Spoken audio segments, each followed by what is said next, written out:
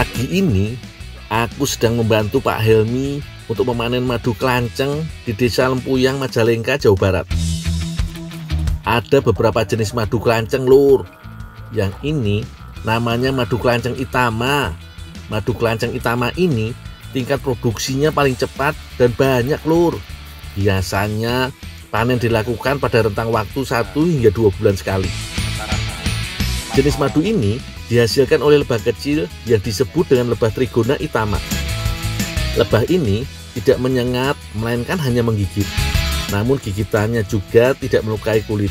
Makanya, Lur, ketika panen tidak perlu menggunakan baju pengaman. Oh iya, tahu nggak, Lur, kalau cita rasa yang dihasilkan madu kelanceng tergantung dari jenis nektar bunga yang dihisap lebah.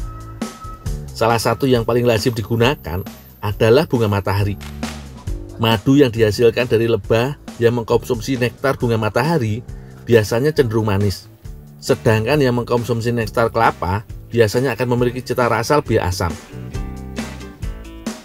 Selain itu, penggunaan bunga matahari ternyata punya banyak manfaat lainnya untuk lebah, Lur. Salah satunya sebagai sumber serbuk sari yang berkualitas bagi lebah kelanceng.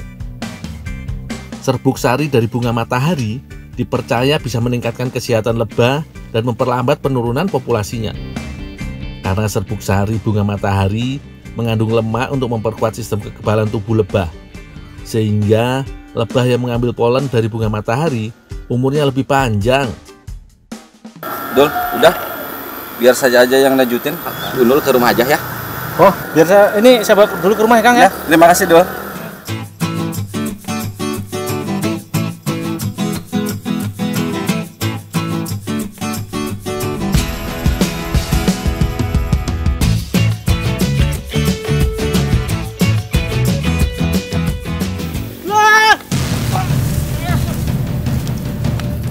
Walah, Lur, apa sih Ki?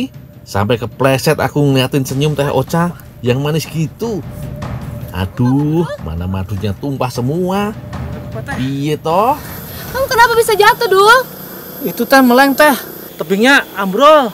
Aduh, hati-hati lain kali ya, Dul. Iya, tadi teledor ngeliatin si Teteh sih bawa kembang, cantik banget. Ya ampun, dikira aku kenapa, Dul? Iya, Teteh dari mana teh? Kok bawa bunga matahari? Ini, Dul, habis metik bunga matahari. Kok layu-layu teh? Iya, Dul, kena hujan. Sayang, Dul, daripada nggak kepake, masih mending aku olah aja jadi makanan. Oh gitu? Iya. Yaudah dah, aku bantuin dah. Yuk, kita aku. Ya, rumah. Nanti dah, gampang. Bunga matahari punya beragam manfaat dan nutrisi. Selain itu, hampir semua bagiannya bisa dikonsumsi, mulai dari biji hingga akar bunganya. Bagian daunnya dipercaya bisa mengobati malaria dan mengatasi nyeri. Sedangkan kelopak bunganya yang cantik ini bisa mengatasi insomnia dan mencegah kerusakan hati. Makanya, supaya bisa mendapatkan segudang manfaat dari bunga matahari, hari ini Teh Ocha mau menggunakan biji, daun, dan juga bunganya untuk diolah jadi kofte bunga matahari, Lur. Ngomong-ngomong, kalian tahu nggak apa itu kofte? Kofte merupakan makanan khas Timur Tengah. Biasanya terbuat dari daging maupun kacang lentil. Kali ini Teh Ocha mau menginovasikan kacang lentilnya dengan biji bunga matahari, Lur. Teh, ini bijinya udah dikupas semua teh. Terus iya, Dul. ada yang bisa saya bantu lagi? Oh iya, nanti ini tolong disangrai, terus ditumbuk ya, Dul. Halus nggak? Ya halus aja, nggak apa-apa. Oh, ya teh.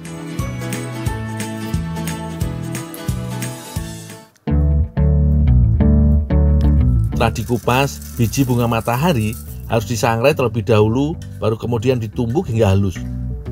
Kandungan nutrisi paling tinggi terdapat pada bijinya. Biji bunga matahari merupakan sumber minyak yang mengandung vitamin E dan senyawa organik lainnya yang bisa berguna sebagai antioksidan bagi tubuh. Nah, kalau bijinya sudah lumat seperti ini, biji bunga matahari siap dijadikan kofte bunga matahari. Sambil menunggu, Teh Ocha menyiapkan kebutuhan lain untuk kofte bunga mataharinya, Lur. Pertama, iris-iris kelopak serta bunga-bunga mataharinya. Kemudian untuk bumbunya, iris tipis bawang bombay, seledri, dan juga daun bawang. Timun dan wortel akan dijadikan acar sebagai makanan pendamping kofte nantinya. Potong dadu keduanya, kemudian campurkan dengan cuka, gula, dan sedikit garam.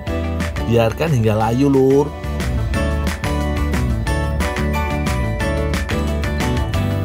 Teh, ini biji bunga mataharinya udah aku sangrai, Ya. udah aku tumbuk sekalian. Ada yang bisa aku bantu lagi nggak, Teh? Udah. Ya, cukup? Cukup. Oh ya, nanti kalau matang aku dikabarin, Teh, ya. Ini juga aku mau masak dulu. Oh, ya, Teh.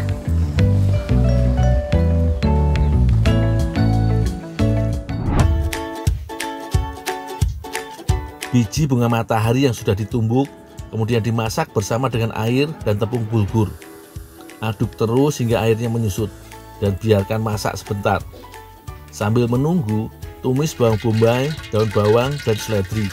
Kemudian tambahkan garam, lada bubuk, cabai, juga air jeruk nipis. Aduk hingga rata. Terakhir, tambahkan daun serta kelopak bunga matahari. Jika tepung bulgur dan biji bunga matahari sudah kering, masukkan ke dalam wajan bumbu. Aduk hingga semua bagian rata. Masak selama 5 menit, baru kofte siap diangkat. Kofte awalnya identik dengan daging yang dibentuk lonjong atau bulat-bulat, mirip seperti bakso. Karenanya, kofte sayur atau kacang juga dibentuk sedemikian rupa, agar tidak kehilangan ciri khasnya.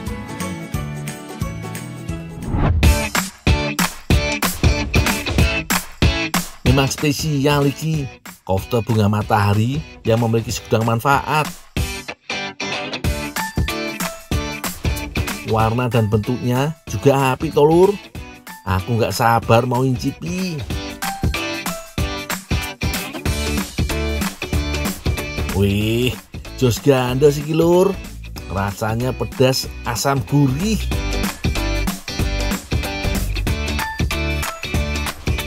Teksturnya lembut dan berserat, apalagi dimakan dengan saus dan acarnya. Cocok banget nih dinikmati buat cemilan sore-sore begini.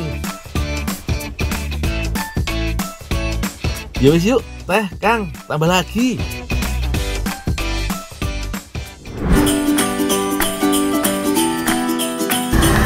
Pak, tolongnya taruh mana, Pak? Oh, taruh sini aja, Dul.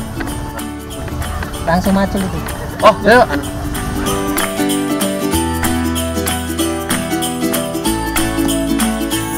Beres, Mas.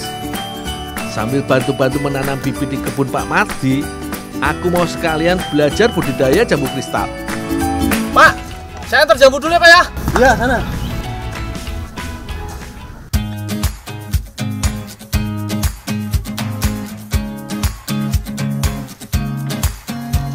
Wah, ternyata Bu Harini dan ibu-ibu yang lain sudah mulai panen.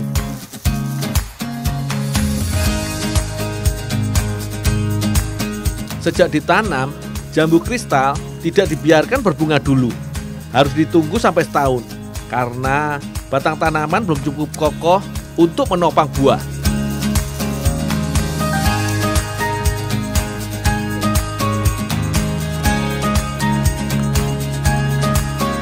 Meskipun waktu tanamnya berbarengan, setiap tanaman bisa beda waktu panennya. Kalau di sini sih, setiap minggu selalu ada jambu yang dipanen.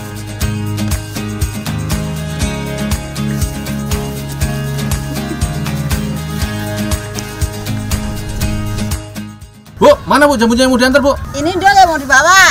Oh, ya Bu. Oh, ini.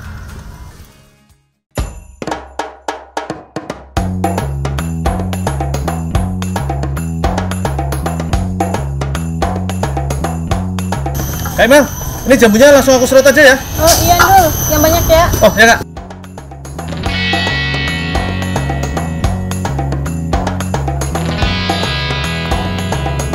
Oke Mbak Imel, tunggu yo. Nanti aku antar jambu serutnya setelah aku selesaikan tugasku.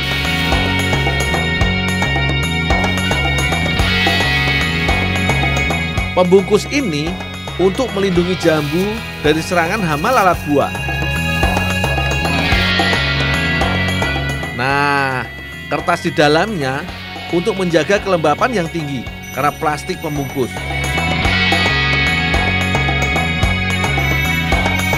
Sebenarnya masih bisa pakai pembungkus lain plastik, misalnya kertas, daun pisang, daun jati, atau kain. Yang penting, bahan pembungkus tidak mudah rusak dan bisa menjaga kelembapan.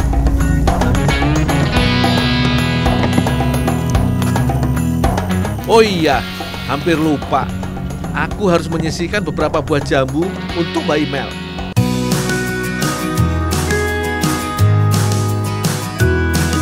Baru nyerut aja rasanya sudah pengen ngemil.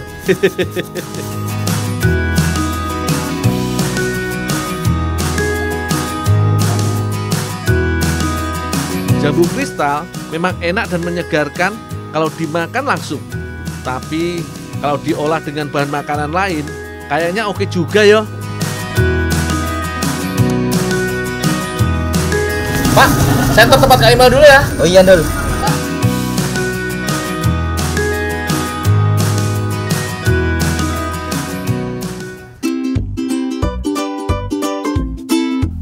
Kata Mbak Imel, jambunya mau dibikin kue pukis. Piye ya rasane buah jambu jadi kue. Telur dan gula dikocok, lalu ditambahkan pengembang dan mentega cair, juga terigu. Kalau nggak pakai pengembang, kue pukisnya bisa bantat alias kurang cantik.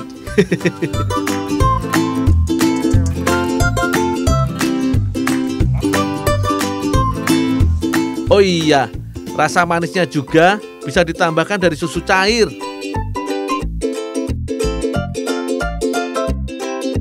Ayo, ini jambunya udah diserut. Oh iya, makasih Endul. Ya Kak. Kalau santannya dibuat kental yo, biar makin gurih. Sebaiknya sih dari kelapa yang sudah tua.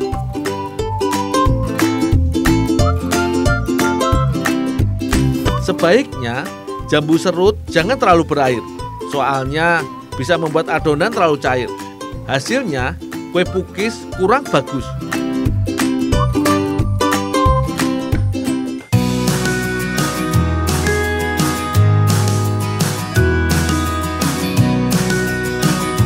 Setelah cetakan dioles mentega, tuang adonan pukis.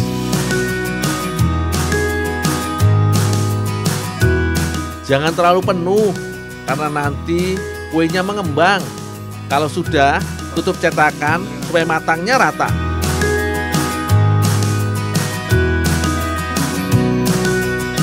Oh iya, serutan jambunya juga bisa dipakai sebagai topping ya. Kalau permukaan atasnya sudah memadat dan bagian bawahnya matang, tinggal angkat kuenya.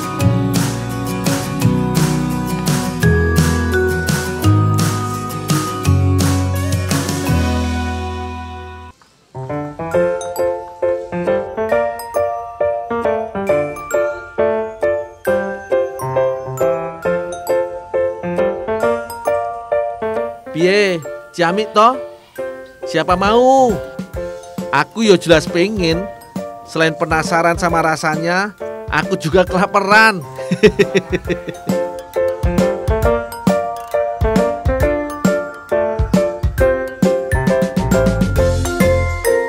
Wah, ini dia yang dinanti datang juga akhirnya. Langsung santap ya Bu. Lembutnya kue pukis beradu sama rasa krenyes-krenyesnya jambu. Jadi manis-manis gimana gitu. Gak cuma enak, tapi lumayan mengganjal perut. Ada karbohidrat dari tepung terigu yang mengenyangkan. Piye, lengkap toh manfaatnya? Monggo yang mau berinovasi dengan jambu kristal. Gak cuma kue pukis, bisa juga dikombinasikan dengan kuliner lain.